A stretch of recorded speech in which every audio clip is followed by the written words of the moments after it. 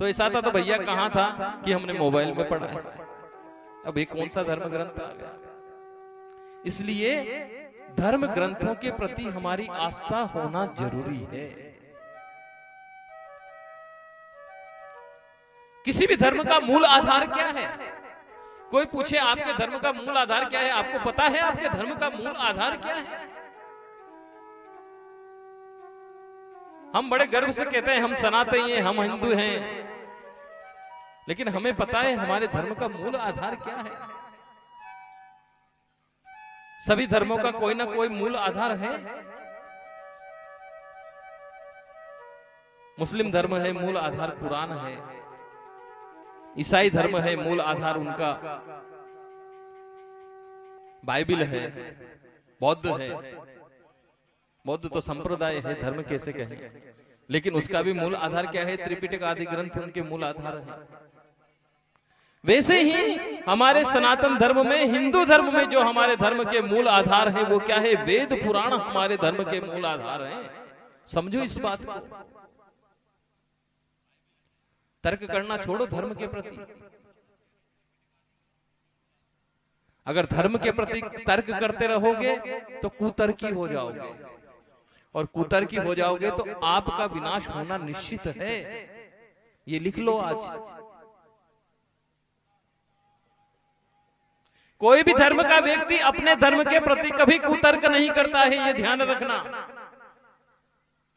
मुस्लिम को कभी मुस्लिम धर्म के प्रति कुतर्क करते हुए आपको नहीं देखा होगा। ईसाई कभी अपने धर्म के प्रति कुतर्क नहीं करता है, अपने धर्म की बुराई नहीं करता है। बुराई करना तो दूर की बात है, वो अपने धर्म की बुराई सुनते भी नहीं है। लेकिन देखो तो सही सनातनियों को, हिंदुओं को देखो तो सही,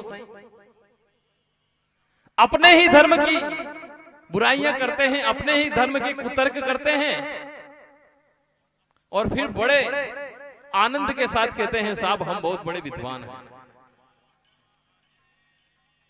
नहीं, आप विद्वान नहीं हो, आप सबसे बड़े मूर्ख हो। आपसे बड़ा मूर्ख तो कोई दुनिया में है ही नहीं। जिस सनातन धर्म को समझकर, जिस सनातन धर्म को पहचान कर, जिस सनातन धर्म की विशेषताओं को जानकर आज संपूर्ण विश्व उस सनातन धर्म के पैरों में झुका हुआ है, उस सनातन धर्म में, उस हिंदू धर्म में हमने जन्म लिया, इससे बड़ी गौरव की बात क्या हो सकती है? अभी चंद महीनों पहले की बात है, अमेरिका में, अमेरिका जैसे विकसित देश में, आप अपने आप को विकसित कहते हो, आप कौन से विकसित हो? कुछ पुस्तकें आपने पढ़ ली, आप विकसित हो गए, विद्वान हो गए। चंद महीने पहले अमेरिका जैसे विकसित देश में एक साथ 1.5 लाख व्यक्तियों ने सनातन धर्म स्वीकार किया है। कितने व्यक्तियों ने? 1.5 लाख व्यक्तियों ने एक साथ। उन्होंने कुछ देखा होगा, कुछ विशेषता उनको दिखाई दी होगी इस धर्म के अंदर। लेकिन हम हैं जो अपने ही धर्म का कुतर्क करते हैं।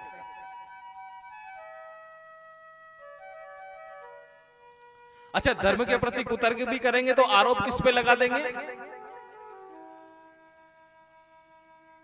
ऐसा आरोप लगाएंगे, एक नई परिपाटी चली हुई है वर्तमान समय में, ये एक ट्रेड बना हुआ है, ये एक प्रकार का हमारे बीच में ऐसा वैचारिक माया जाल फैलाया गया है, हिंदुओं के बीच में, सनातनियों के बीच में वर्तमान में एक ऐसा माया जाल फैलाया जा रहा है कि हम एक दूसरे से लड़ रहे हैं। और सबसे ज्यादा अपराधी किसको माना जा रहा है धर्म में? ध्यान रखना, धर्म में सबसे ज्यादा, सनातन धर्म में, हिंदू धर्म में सबसे ज्यादा अपराधी किसको माना जा रहा है वर्तमान समय में? ब्राह्मण को।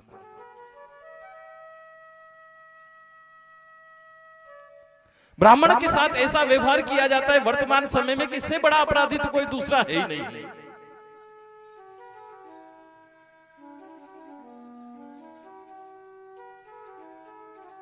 ध्यान रखो, वर्तमान में तक जो हमारा सनातन धर्म संरक्षित है, वो विप्रों की वजह से ही है।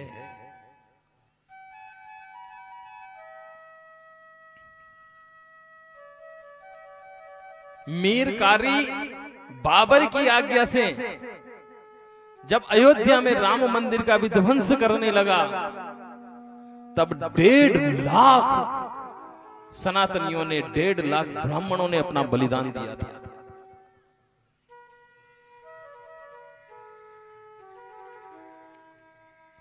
आज विवाह भी करते हैं ना, हम विवाह भी करते हैं तो टेंट वाले को भैया 5 लाख रुपए, हाँ ले जा भैया 5 लाख रुपए, भोजन वाले को 10 लाख रुपए, हाँ भैया 10 लाख रुपए ले जा, सबको दे देंगे।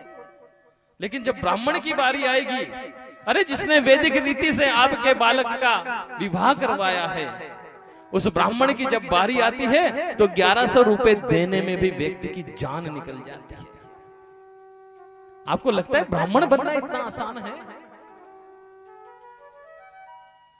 इतना आसान है क्या ब्राह्मण बनना? नहीं। कभी वेद विद्यालयों में जाकर देखो, छोटे छोटे बटुक जहां पर पढ़ते हैं, छोटे छोटे बटुक जहां पर ज्ञान प्राप्त कर रहे हैं वेदों का, उनको जाकर देखो, उनकी जीवन शैली को जाकर देखो, कितनी कठिन उनकी जीवन शैली है, किस प्रकार सांचे में ढाला जाता है उनको, ताकि वो हम अपने देश और संस्कृति की रक्षा कर सके। हम अपने आप को बहुत बड़ा विद्वान, ऐसा नहीं। अपने धर्म के प्रति सचेत रहो। जब भी धर्म की बात हो तो गर्व के साथ कहो कि हाँ, मैं इस धर्म में शिक्षित हूं, मेरा यह धर्म है। क्योंकि आपका धर्म जिंदा है तो आपकी संस्कृति जिंदी है, ध्यान रखना। आपकी संस्कृति जिंदी है तो आपका देश जीवित है। कई उदाहरण हैं विश्व के अंदर, ध्यान रख लेना। उदाहरणों को देखते जा रहे हैं हम, फिर भी मूक दर्शक बनकर बैठे हुए हैं। किसी भी धर्म को न मानने वाला, किसी भी संस्कृति को न मानने वाला यूक्रेन, कुछ समय पहले आपने देखा किस तरीके से जमी दो हो गया।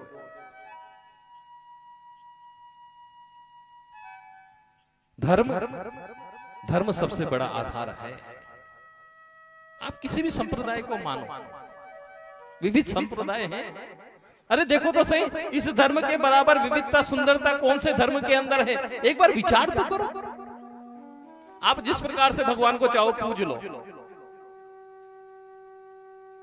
जैसे चाहो भगवान को मान लो, सबकी स्वतंत्रता है।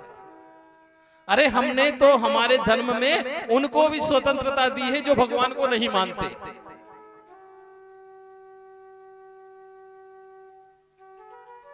जो नास्तिक होते हैं ना, चारवाक जिनकी नीति है, उनको भी हमने धर्मों में स्थान दिया है। लेकिन हम जानते हैं कि सबका लक्ष्य क्या है? सबका लक्ष्य केवल एक है, परमात्मा तक पहुंचना। इसलिए विवाद न हो, तर्क न हो। किसके बारे में? धर्म के बारे में। धर्म के बारे में तर्क होना अच्छी बात है। लेकिन एक अबूझ सा, एक अनजाना सा चरित्र हम अपना रहे हैं। जिसे कहते हैं ना कि भेड़ होती है भेड़। अब भेड़ की प्रकृति क्या होती है? भेड़ों की प्रकृति जानते हो आप? भेड़ों की प्रकृति कैसी रहती है? आपने कभी रास्ते में चलती हुई भेड़ों को देखा? कैसी प्रकृति रहती है भेड़ों की? कैसा स्वभाव रहता है? एक भेड़ आगे आगे चलती है और बाकी की भेड़ें सिर नीचे करके उसके पीछे पीछे पीछे पीछे पीछे पीछे चलती रहती है। अब वो आगे की भेड़ यदि कुएं में गिरे तो बाकी की भेड़ें भी उसके साथ कुएं में गिर जाए। सुखदेव जी महाराज से